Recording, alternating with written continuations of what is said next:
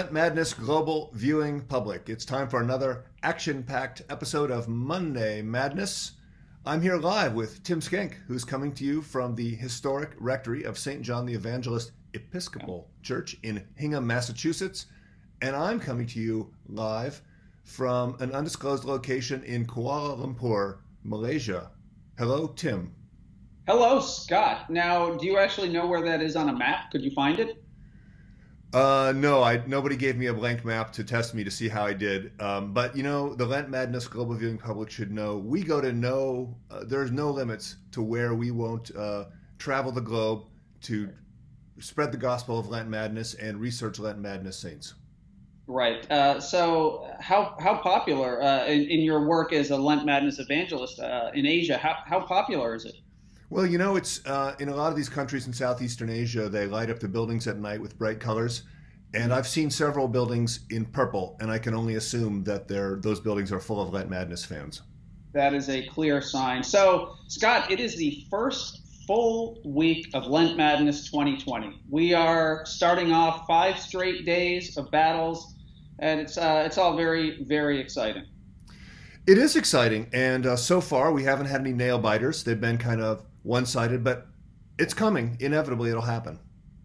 Yes, it will. There have been some famously tight battles in Lent Madness over the years. It is coming, and this is probably a good time to remind people to vote once. Exactly. So one person, one vote. Very simple.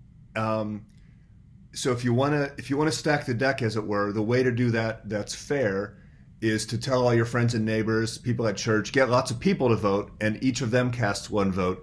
But you should know, Big Lent is watching. Yes, it is. Yes, it is. And do we encourage people paying friends and family members to vote? It's fine. There's no problem with that. Okay, that's fine. Graft and corruption's fine. In fact, if somebody wants to send us big stacks of unmarked bills, you know, things can happen.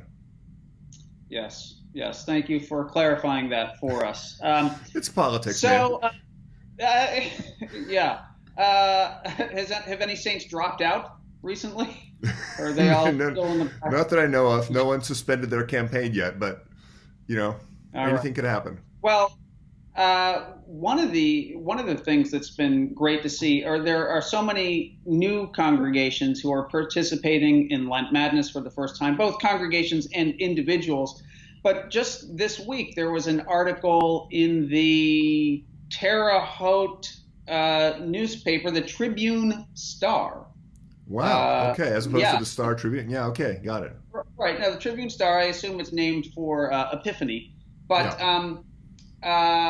but they are St. Stephen's Episcopal Church in Terre Haute is big into Lent Madness this year. The rector, the Reverend Drew Downs, has been a Lent Madness fan for a while, but this is the first time that the congregation as a whole is getting into the madness. So just a shout out to them. And clearly it's the talk of the town in Terre Haute. Yes.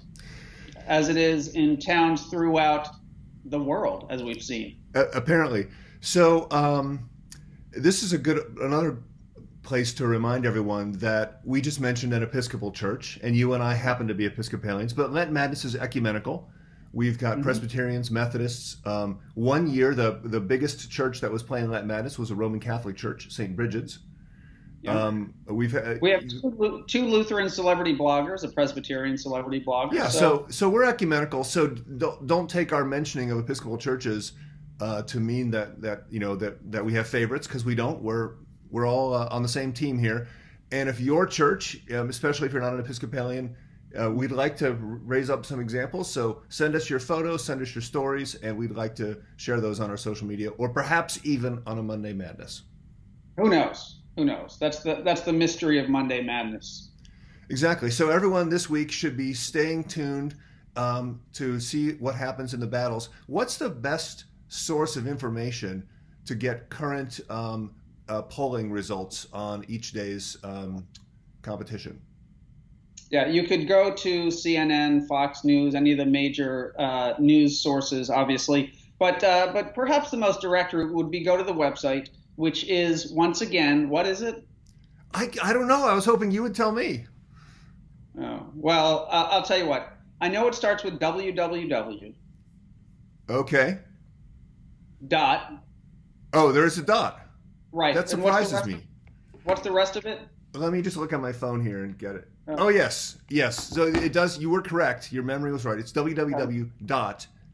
And then it continues, Lent Madness. I guess that's not a surprise. Right. And then this is kind of a shocker. There's a second dot. Yeah. So it takes 2 dots, and then it ends org. Right. No, you don't need any semicolons, colons, backslashes. You don't need any of that to get to emoji. No emojis. No, unless they're purple. Well, this has been great. Now, since you're on the other side of the world, one of us, and we'll let the Lent Madness global viewing public decide which one it is, but one of us is up at an ungodly, so to speak, hour. Fair enough. And on that note, Tim, happy Lent.